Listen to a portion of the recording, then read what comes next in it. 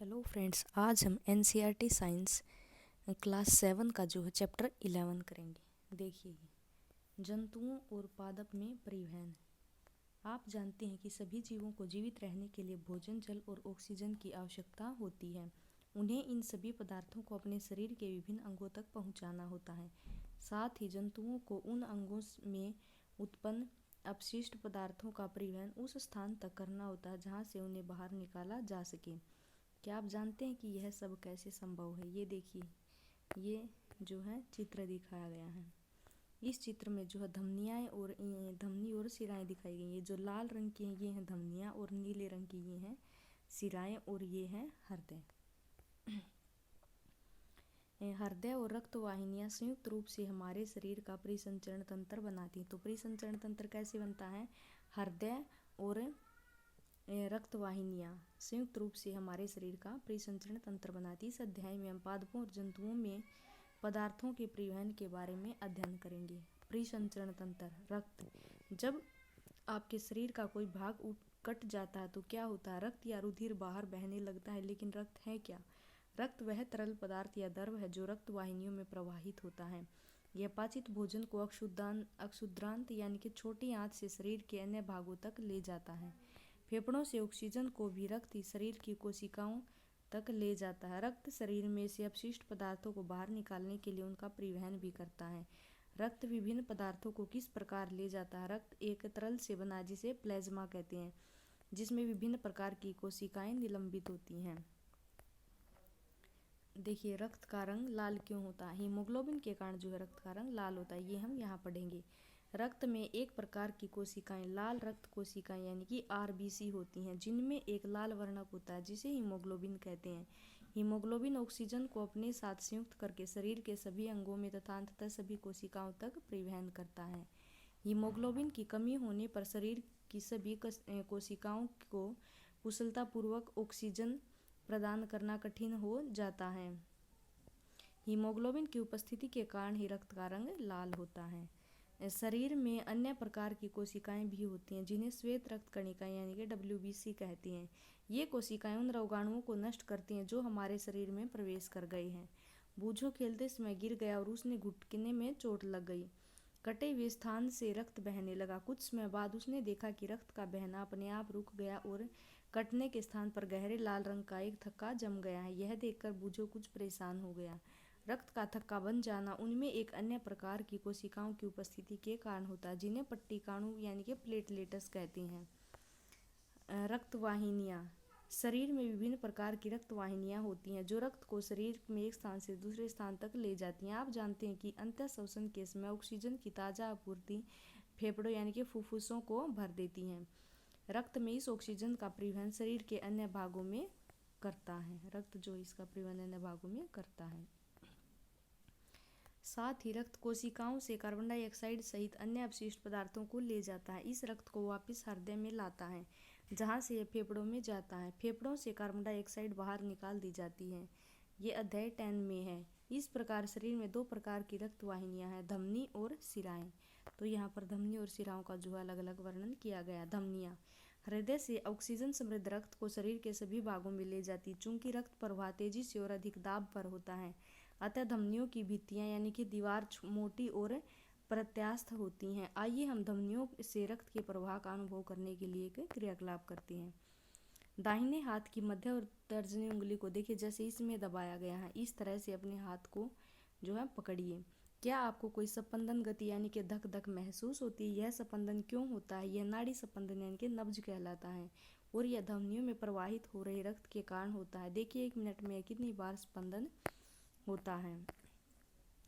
आपने कितने नाड़ी स्पंदन गिने? प्रति मिनट स्पंदों की संख्या स्पंदन दर कहलाती है। विश्राम की अवस्था में किसी स्वस्थ वयस्क व्यक्ति की स्पंदन दर सामान्यतः 72 से 80 स्पंदन पर मिनट होती है। अपने शरीर में ऐसे अनेक भागों का पता लगाएं जहां आप नाड़ी स्पंदन का अनुभव कर सकते हैं।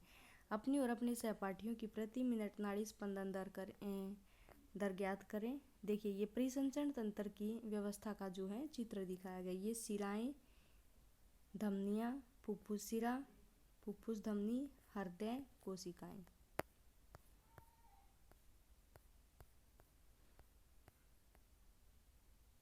धमनियाँ अन्य छोटी छोटी वाहिनियों से में विभाजित होती दिखाई देंगी, जो मैंने आपको शुरू में चित्र में दिखाया था। ऊतकों में पहुंचकर वे पुनः अत्यधिक पतली नलिकाओं में विभाजित हो जाती हैं, जिन्हें केशिकाएं कहते हैं। केशिकाएं पुनः मिलकर शिराओं को बनाती हैं, जो रक्त को हृदय में ले जाती हैं। चित्र देखकर भ्रमित हूँ। मैंने पढ़ा था कि धमनी सदैव ऑक्सीजन समृद्ध रक्त ही ले जाती हैं। पहेली ने समझाया कि फुफ्फुस धमनी हृदय से रक्त को ले जाती है, इसलिए इसे शिरा नहीं बल्कि धमनी कहती हैं। कार्बन डाइऑक्साइड समृद्ध रक्त को फेफड़ों में ले जाती है। फुफ्फुस शिरा ऑक्सीजन समृद्ध रक्त को फेफड़ों से हृदय में लाती है। रक्तदान। रक्त की अनुपलब्धता के कारण सैकड़ों लोग अपनी जान गंवा देते हैं। स्वेच्छा से किया गया रक्तदान हानि रहित व दर्द रहित होता है, जो कई अनमोल जानें बचा सकता है। रक्तदान अस्पतालों में सरकार द्वारा अधिकृत जगहों पर ही किया जाना चाहिए। दान किया गया रक्त ब्लड बैंकों में विशेष देखभाल से रखा जाता है। हृदय। हृदय वह अंग है जो रक्त द्वारा पदार्थों के परिवहन के लिए पंप के रूप में कार्य करता है। यह निरंतर धड़कता रहता है। एक ऐसे पंप की कल्पना कीजिए जो वर्षों तक बिना रुके कार्य करता रहता है। यह बिल्कुल असंभव प्रतीत होता है, फिर भी हमारा हृदय जीवन पर्यंत बिना रुके रक्त को पंप करने का कार्य करता है। आइए हम हृदय के बारे में कुछ और जानकारी प्राप्त करें। हृदय वक्ष गुहा में स्थित होता है, जिसका निचला सिरा थोड़ा बाईं ओर झुका होता है। अपनी उंगलियों को भीतर की ओर मोड़कर मुट्ठी बंद कर लीजिए। आपके हृदय का माप लगभग आपकी मुट्ठी के बराबर होता है। जरा सोचिए, यदि हृदय में कार्बन डाइऑक्साइड और ऑक्सीजन से समृद्ध रक्त परस्पर मिल जाए तो क्या होगा। ऐसी स्थिति उत्पन्न न होने देने के लिए देखिए, ये जो है हृदय का चित्र दिखाया गया है। ये है दायां आलिंद, ये है बायां आलिंद, ये है दायां नीले और ये है बायां नीले, और ये जो है इनके बीच की दीवार है। ये फुफ्फुस धमनी है, ये फुफ्फुस शिरा है, ये महाशिरा है और ये महाधमनी है। पहली सोच रही कि हृदय के किस भाग में ऑक्सीजन समृद्ध रक्त होगा और किस भाग में कार्बन डाइऑक्साइड समृद्ध रक्त। हृदय 4 कक्षों में बटा होता है। ऊपर के 2 कक्ष आलिंद कहलाते हैं और निचले 2 कक्ष नीले कहलाते हैं। कक्षों के बीच का विभाजन दीवार ऑक्सीजन समृद्ध और कार्बन डाइऑक्साइड से समृद्ध रक्त को परस्पर मिलने नहीं देती है। परिसंचरण तंत्र की कार्यविधि को समझने के लिए 11.3 में हृदय के दाईं ओर से आरंभ करते हुए तीरों द्वारा इंगित दिशा का अनुसरण कीजिए। इस चित्र में तीरों द्वारा हृदय से फेफड़ों में तथा वापस हृदय में रक्त के प्रवाह की दिशा दिखाई गई, जहां से वह शेष शरीर में पंप होता है। हृदय स्पंद।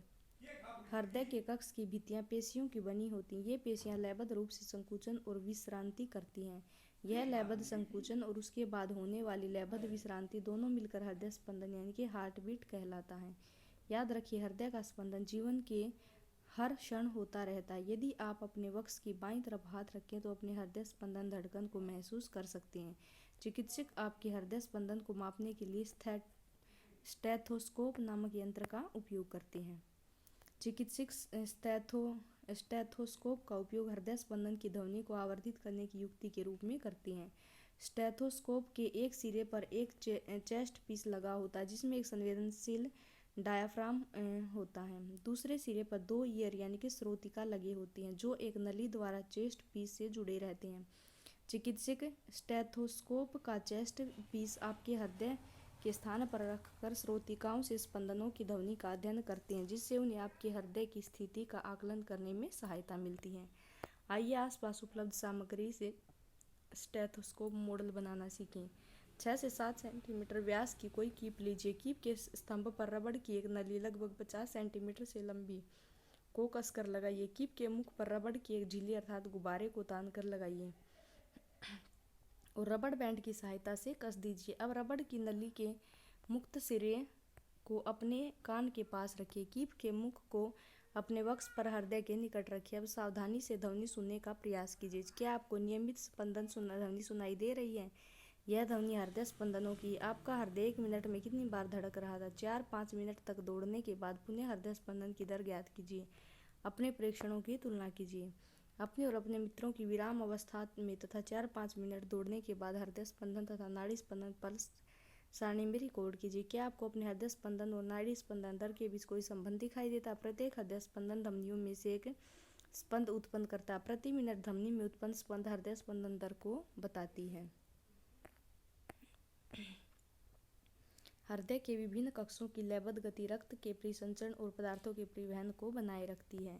रक्त परिसंचरण की खोज विलियम हार्वे 1578 से 1657 नामक एक चिकित्सक ने की थी, जो अंग्रेज थे। उन दिनों यह मान्यता थी कि रक्त शरीर की वाहिनियों में दोलन करता रहता है। इस मत के लिए हार्वे का उपहास किया गया और उन्हें परिसंचारी यानी कि सर्कुलेटर कहा जाता था। उनके अधिकांश रोगियों ने उनसे उपचार कराना बंद कर दिया। तथापि हार्वे की मृत्यु से पहले परिसंचरण के बारे में उनके विचार को जीव विज्ञानी तथ्य के रूप में मान्यता मिल गई थी।